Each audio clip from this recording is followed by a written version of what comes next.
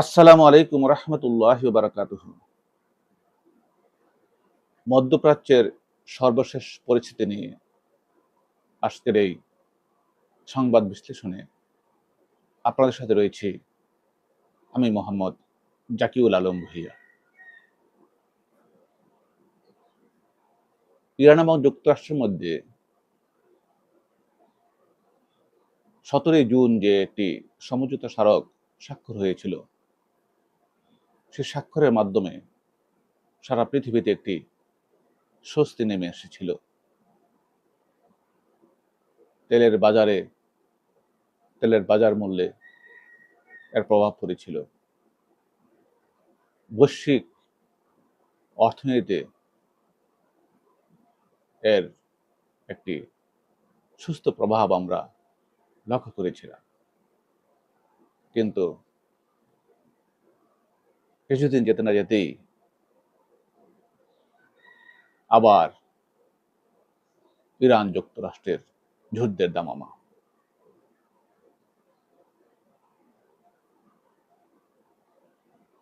সেই আগের মতোই যুক্তরাষ্ট্র কর্তৃক ইরানে হামলা এবং হামলার জবাবে ইরান আবার পাল্টা হামলা শুরু করেছে। এই হামলা এবং পাল্টা হামলার মধ্য দিয়ে মধ্যপ্রাচ্য আবার উত্তপ্ত হয়ে উঠেছে। মধ্যপ্রাচ্যের এখন প্রতিটি মুহূর্ত, প্রতিটি দিন একটি নতুন নতুন সংবাদ শিরোনাম তৈরি করছে। যুক্তরাষ্ট্রের পেন্টাগন, সেনকম ইরানে হামলা চালিয়ে বিবৃতি দিচ্ছে। পাশাপাশি ইরান পার্শ্ববর্তী রাষ্ট্রগুলোর মার্কিন বিভিন্ন ঘাঁটিতে মুহুর্মুহু হামলা চালিয়ে তাদের প্রতিশোধ নেওয়ার চেষ্টা করছে। এই হামলা, পাল্টা হামলা বিশ্বকে কোথায় নিয়ে যেতে পারে তা আসলে আগে থেকে বলা খুবই কঠিন। হরমুজ প্রণালী, যে প্রণালী দিয়ে বিশ্বের 1/5 তেল বাণিজ্য হয়ে থাকে, সেই হরমুজ প্রণালীকে ঘিরেই ইরান এবং যুক্তরাষ্ট্রের নতুন হামলা, পাল্টা হামলা। এই সম্পর্কে বিভিন্ন সংবাদ মাধ্যম বিভিন্ন সংবাদ প্রকাশ করছে, প্রসার করছে, এবং সেখান থেকে আমরা কিছু সংবাদ দেখার চেষ্টা করি। ইরানের সংবাদ মাধ্যম মেহের নিউজ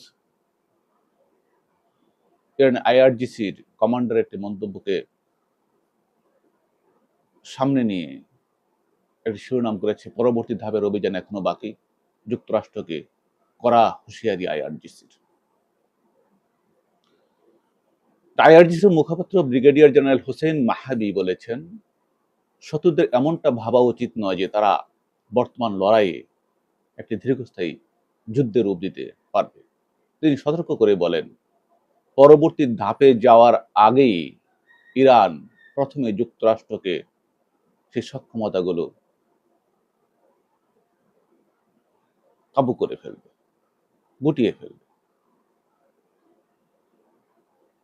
সামাজিক যোগাযোগ মাধ্যমে আইআরজিসির মুখপাত্র ওয়াশিংটনকে সতর্ক করে বলেন, আমাদের এমনটা ধরে নেওয়া ঠিক হবে না যে তারা বর্তমান লড়াইয়ের গতি ধরে রাখতে পারবে বা সংঘাতকে একটি দীর্ঘস্থায়ী ও ক্ষয়িষ্ণু যুদ্ধে রূপ দিতে পারবে।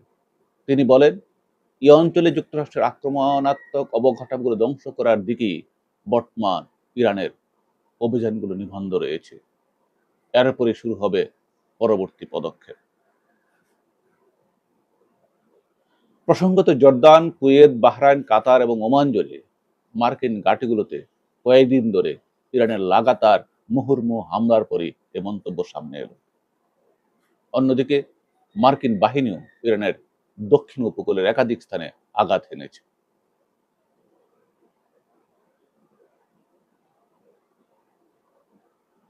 এই হামলা পাল্টা হামলা, বিবৃতি পাল্টা বিবৃতি, দুই দেশের এই রক্তক্ষয়ী যুদ্ধ মধ্যপ্রাচ্যকে বড় একটি সংকটের দিকে এগিয়ে নিয়ে যাচ্ছে। এদিকে আমরা লক্ষ্য করছি, একটি খবর এসেছিল যে নেতানিয়াহু যুক্তরাষ্ট্রে যাচ্ছেন, কিন্তু তার পরক্ষণেই আরেকটি সংবাদ শিরোনাম চলে আসছে আল জাজিরার বিশ্লেষণে। আল জাজিরা যেটা প্রকাশ করেছে যে নির্ধারিত সফরে যুক্তরাষ্ট্রে যাচ্ছে না নেতানিয়াহু, কিন্তু কারণটা কোথায়? আসুন আল জাজিরার সেই বিশ্লেষণটা আমরা একটু দেখে নিই।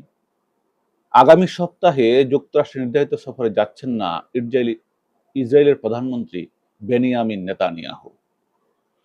যুক্তরাষ্ট্রের সিনেটর লিন্ডসে গ্রাহামের স্মরণসভা স্থগিত হওয়ায় এই সিদ্ধান্ত নেওয়া হয়েছে বলে জানিয়েছে তার কার্যালয়। নেতানিয়াহু কার্যালয় অবশ্য যুক্তরাষ্ট্র সফরে নতুন কোনো সম্ভাব্য তারিখ ঘোষণা করেননি। ইসরায়েলি সংবাদ মাধ্যমগুলোর তথ্য অনুযায়ী আগামী শনিবার যুক্তরাষ্ট্রে যাওয়ার কথা ছিল নেতানিয়াহুর। মঙ্গলবার পর্যন্ত সেখানে অবস্থান করে তিনি সিনেটর লিন্ডসে গ্রাহামের স্মরণসভায় অংশ নেওয়ার কথা ছিল, কিন্তু সেটা উনি করছেন না, যেহেতু স্মরণসভাটা কিছু সময় হচ্ছে না বলে তারা কারণ উল্লেখ করেছেন।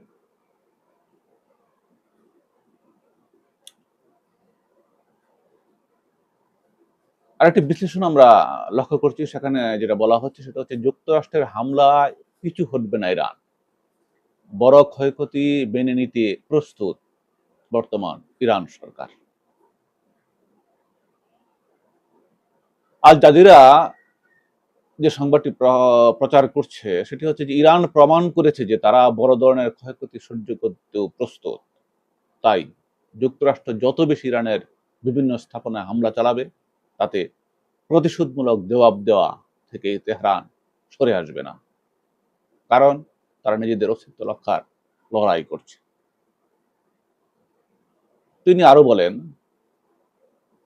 আর এই লক্ষ্য অর্জনের জন্য ইরানকে দেখাতে হবে যে তারা হরমুজ প্রণালীর নিয়ন্ত্রণ ধরে রাখতে সক্ষম, কারণ এটিই তাদের সবচেয়ে বড় দর কষাকষির জায়গা। শিয়ার্স যে মন্তব্যটি করেছেন যে আল জাজিরার সাথে বিশ্লেষণে, তিনি মনে করেন যে উপসাগরীয় অঞ্চলে যুক্তরাষ্ট্রের বড় ধরনের সামরিক উপস্থিতি এখন ইরানের জন্য অত্যন্ত শক্তিশালী হুমকি হিসেবে রয়ে গেছে। ইরান যুক্তরাষ্ট্রের সাম্প্রতিক হামলা পাল্টা হামলা একটি প্রশ্ন তৈরি করছে, সেটি হচ্ছে আসলে ইরানের শক্তির উৎস কোথায়? তবে ইরান কি গোপনে এমন কোনো অস্ত্র বানিয়ে ফেলেছে যা তারা সামনে প্রকাশ্যে আনছে বা আনার চেষ্টা করছে? যে ভাবনা থেকে যুক্তরাষ্ট্র ইরানে হামলা চালিয়েছিল, সে ভাবনা অনেকটাই ধোঁয়াশায় পরিণত হয়েছে। যে যুক্তরাষ্ট্র ভেবেছিল তারা কয়েকদিনের হামলার মধ্য দিয়ে ইরানকে পরাভূত করবে, ইরান সরকারকে তারা উৎখাত করবে, কিন্তু 28 ফেব্রুয়ারি থেকে আজকে মধ্য জুলাই, এই দীর্ঘ কয়েক মাসের উপসাগরীয় যুদ্ধের পরিস্থিতি যে আমরা বিশ্লেষণ করি, সেখানে কোনো সামরিক বিশ্লেষকই এটা বলতে পারছেন না যে যুদ্ধে যুক্তরাষ্ট্র এখন পর্যন্ত কোনো জয়ের সম্ভাবনা দেখছেন। যুক্তরাষ্ট্র বিভিন্ন সময়ে বিভিন্নভাবে ইরান, শুধু ইরান নয়, পুরো বিশ্বকে বিভিন্ন তথ্যপত্র দিয়ে বিভ্রান্ত করার চেষ্টা করেছে। যে যুক্তরাষ্ট্র বলেছিল ইরানের নৌ সক্ষমতা শেষ, আকাশ প্রতিরক্ষা ব্যবস্থা ধ্বংস হয়ে গেছে, সে দীর্ঘ সময় যুদ্ধ করার পরেও সে ইরান এখনো অত্যন্ত দাপটের সহিত মধ্যপ্রাচ্য নিয়ন্ত্রণ করছে, বিশেষ করে হরমুজ প্রণালী নিয়ন্ত্রণ করছে। তাদের স্বাধীনতা সার্বভৌমত্ব অবশ্যই। মার্কিন প্রতিটি আঘাতের পরিপ্রেক্ষিতে তারা পাল্টা আঘাত হানছে। মধ্যপ্রাচ্যের ইরানের হামলায় মার্কিন ঘাঁটিগুলো তছনছ হয়ে যাচ্ছে। তবে তাদের পেছনে কোন শক্তি কাজ করছে, এটি এখন মার্কিন গোয়েন্দাদের কাছে বড় প্রশ্ন। তবে কি ইরান গোপনে এমন কিছু অস্ত্র তৈরি করছে যারা তারা প্রকাশ করছে না বা প্রকাশ্যে আনছে না? এই ধারণাটি করছে এখন মার্কিন গোয়েন্দা সংস্থা যে ইরান হয়তোবা হয়তোবা পারমাণবিক বোমার মতো শক্তিশালী কিছু তৈরি করে ফেলেছে।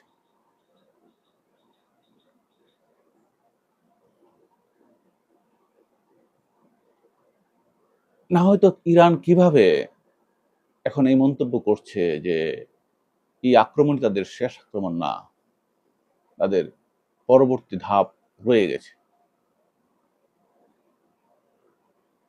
তার মানে ইরান এখন যে হামলা চালাচ্ছে তার পরের হামলাগুলো আরো ভয়ঙ্কর, আরো বিধ্বংসী হবে। এখন প্রশ্ন হচ্ছে যে ইরান এবং যুক্তরাষ্ট্রের এই হামলা পাল্টা হামলার মধ্যে আমরা যদি একটু সমীকরণ খোঁজার চেষ্টা করি, সেখানে কিন্তু কিছু তথ্য উঠে আসে।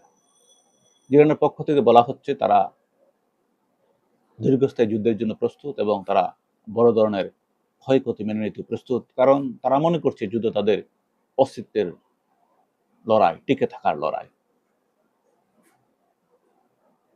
আইআরজিসি থেকে একটি মন্তব্য আমরা দেখেছি, সেটা হচ্ছে যে আইআরজিসি বলছে যে এই হামলা পরবর্তী ধাপ রয়ে গেছে, অর্থাৎ ইরানের পরবর্তী হামলা হবে আরো বিধ্বংসী, আরো ধ্বংসাত্মক। ইতিমধ্যেই ইরান উপসাগরীয় মার্কিন ঘাঁটিগুলোকে তছনছ করে দিয়েছে। ইরানের উপর হামলার জবাবে পাল্টা হামলায় ওমান, কাতার, জর্দান সহ বিভিন্ন প্রায় 4-5টি দেশে ইরান হামলা চালিয়ে মার্কিন ঘাঁটিগুলোতে তছনছ করে ফেলেছে এবং আবার বলছে যে ইরান তাদের পরবর্তী ধাপ রয়ে গেছে। তাহলে ইরানের এই শক্তির উৎস কোথায়? ইরান পরবর্তী ধাপে কি অস্ত্র প্রকাশ্যে আনছে? যে যুক্তরাষ্ট্র একদিন বলেছিল ইরানের আকাশ প্রতিরক্ষা ব্যবস্থা ধ্বংস হয়ে গেছে, সে ইরান এখনো যুক্তরাষ্ট্রের ড্রোনকে ভূপাতিত করছে। যে যুক্তরাষ্ট্র ঘোষণা করেছিল হরমুজ প্রণালী মুক্ত, ইরানের নৌশক্তি নিঃশেষ হয়ে গেছে, সে ইরান এখনো হরমুজ প্রণালী নিয়ন্ত্রণ করছে। যুক্তরাষ্ট্র আবার ইরানের বন্দরগুলো অবরোধ করার ঘোষণা দিয়েছে। এর পরিপ্রেক্ষিতে ইরান বলছে যে তারা যুক্তরাষ্ট্রের এই অবরোধকে ভাঙতে যা করা দরকার তা তারা করতে প্রস্তুত। তো ইরানের যে এই শক্তি সামর্থ্য, এর পেছনে কি শক্তি লুকিয়ে আছে? কেউ কেউ ধারণা করছেন ইরানের শক্তির মূল উৎস হচ্ছে তাদের পারমাণবিক সক্ষমতা। আইইএ থেকে আগে রিপোর্ট করা হয়েছে যে ইরানের সমৃদ্ধ ইউরেনিয়াম 60% পর্যন্ত সমৃদ্ধ ইউরেনিয়াম রয়েছে। পারমাণবিক জ্বালানোর জন্য ইউরেনিয়াম সমৃদ্ধের পরিমাণ 3 থেকে 5%, সেখানে ইরানের হাতে আছে 60%। এবং পারমাণবিক অস্ত্র তৈরি করতে 90% সমৃদ্ধ ইউরেনিয়াম প্রয়োজন। এবং বিশেষজ্ঞরা বলছেন যে 7% থেকে 90% ইউরেনিয়াম সমৃদ্ধ করতে এটি কয়েক দিনের ব্যাপার মাত্র। কাজেই ইরান পারমাণবিক অস্ত্র তৈরি করতে সক্ষম, তারা যে কোনো সময় চাইলেই পারমাণবিক অস্ত্র তৈরি করতে পারে। এবং মার্কিন গোয়েন্দাদের ধারণা যে ইরান ইতিমধ্যেই পারমাণবিক অস্ত্র তৈরি করে ফেলেছে, তারা ঘোষণা দেয়া বাকি রয়েছে। ইরানের যে আক্রমণ, ইরানের যে বডি ল্যাঙ্গুয়েজ, তাদের নেতাদের যে মন্তব্য, এতে কি অনেকটা স্পষ্ট হয় যে ইরানের কাছে এমন কোনো শক্তি লুকায়িত আছে, এমন কোনো ম্যাজিক টুলস তাদের কাছে আছে, যাতে তারা মার্কিন প্রতিপক্ষকে যে কোনো সময় থামিয়ে দিতে সম্ভব। আর সেটা তারা মনে করছে তাদের পারমাণবিক সক্ষমতা। এখানে মার্কিন গোয়েন্দারা এমন একটি রিপোর্ট নিয়ে আসছে যে সেটি হচ্ছে ভয়ঙ্কর। সেটি হচ্ছে জাগ্রিউস পর্বতমালার শত ফুট গভীরে ইরান একটি বেস তৈরি করেছে, এবং সেই বেসটি কোনো ব্লাস্টার বোমা দিয়ে ধ্বংস করা সম্ভব নয়, কোনো বিমান হামলা দিয়ে সেই ঘাঁটি স্পর্শ করা সম্ভব নয়, এবং সেখানে লুকিয়ে আছে ইরানের সেই পারমাণবিক সক্ষমতা। তাহলে এখন প্রশ্ন হচ্ছে যে ইরান যদি সেই ধরনের সক্ষমতা থাকে, তাহলে সেটা তারা প্রকাশ করছে না কেন? এখানেই হচ্ছে ইরানের সবচেয়ে বড় দাবার গুটির চাল। ইরান যদি আজকে পারমাণবিক সক্ষমতা অর্জনকারী একটি দেশ হিসেবে ঘোষণা করে, তাহলে ইরানকে নতুন করে চাপের মুখে পড়তে হবে। যুক্তরাষ্ট্র সহ সারা বিশ্ব ব্যবস্থাকে একত্রিত করে তারা ইরানের বিরুদ্ধে সোচ্চার হয়ে উঠবে। ইরান আবার বিশ্ব থেকে বিচ্ছিন্ন হয়ে পড়ার একটি সম্ভাবনা তৈরি হবে।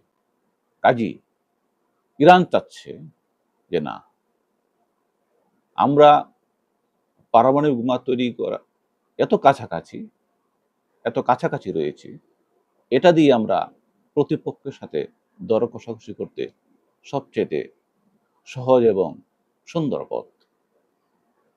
প্রতিপক্ষ যখন ভাববে যে আমরা চাইলেই পারমাণবিক বোমা তৈরি করতে পারি, তখন তারা আমাদের অনেক শর্তগুলিকে সহজভাবে স্বীকৃতি দিতে বাধ্য হবে। এটি হচ্ছে মূল রহস্য। কারণ ইরান পারমাণবিক সক্ষমতা অর্জন করেছে এমন কোন তথ্য কোনো বিশ্লেষক, কোনো সংস্থা এখন পর্যন্ত দিতে পারেনি। কারণ তারা কোনো পারমাণবিক পরীক্ষা চালায়নি। কিন্তু তারা এমন এক শক্তি, তারা পারমাণবিক বোমার উপর দাঁড়িয়ে আছে। তারা চাইলেই পারমাণবিক সক্ষমতা অর্জন করতে পারে। এটি এখন দিবালোকের মতো সত্য। এই সত্যটা এখন শুধু মধ্যপ্রাচ্যের রাষ্ট্রগুলো নয়, সারা পৃথিবী এখন বুঝতে পেরেছে। কাজেই যুক্তরাষ্ট্রের চোখ রাঙানো, তাদের আধিপত্যবাদী কথাবার্তা, তাদের মুরলীয়ানা ভাব মধ্যপ্রাচ্যে শেষ হতে চলেছে, এটাই এখন বাস্তবতা। আসুন আমরা অপেক্ষা করি আগামী দিনগুলোর জন্য। কারণ উপসাগর অঞ্চলে প্রতিদিন প্রতি মুহূর্ত বিভিন্ন সংবাদ শিরোনাম হিসেবে বিভিন্ন সংবাদ মাধ্যম, বিভিন্ন সোশ্যাল মিডিয়াতে ধেয়ে আসছে। কখনো ইরানের হামলা, কখনো যুক্তরাষ্ট্রের হামলা। সব মিলে মধ্যস্থ পরিস্থিতি সংঘাতময়, কথা সত্য। তারপরেও এই মধ্যপ্রাচ্যে মার্কিন আধিপত্যবাদের অবসান ঘটতে চলেছে, এটাই হচ্ছে বাস্তবতা। আমরা চাই সারা বিশ্ব যুদ্ধমুক্ত হোক, সারা বিশ্বের প্রতিটি মানুষ শান্তিতে সুখে বসবাস করুক। এই যুদ্ধ রাষ্ট্রে রাষ্ট্রে হয়, রাজায় রাজায় হয়, কিন্তু এর প্রভাব পড়ে সাধারণ মানুষের উপর, গরিব, দুঃখী, অসহায়, শিশু, নারী, প্রতিবন্ধী, অসহায় মানুষগুলোর উপর।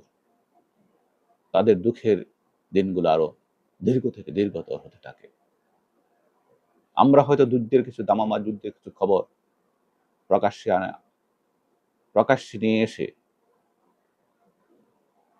বিভিন্ন লাভ লোকসানের খতিয়ান তৈরি করি, কিন্তু এটা যুদ্ধের প্রকৃত খতিয়ান নয়। যুদ্ধের খতিয়ান অত্যন্ত সুদূর প্রসারী। সেখানে লক্ষ লক্ষ কোটি কোটি প্রাণ নিঃশেষ হয়ে যায়, তাদের আহারে, তাদের নিউট্রিশনে, তাদের জীবনধারায় এর প্রভাব পড়ে। আমরা চাই এই যুদ্ধের অবসান হোক। যুদ্ধ সংশ্লিষ্ট প্রতিটি পক্ষ তারা তাদের বিবেক দিয়ে এ কথাটি বুঝতে শিখুক, আর নয় যুদ্ধ। আমরা শান্তি চাই, আমরা শান্তির পথের বার্তাবাহক। আমরা চাই মধ্যপ্রাচ্যের আকাশে শান্তির পতাকা তৎপত করে উঠতে থাক। সেই প্রত্যাশায় আজকের মতো এখানে শেষ করছি। আসসালামু আলাইকুম রাহমাতুল্লাহি ওয়া বারাকাতুহু।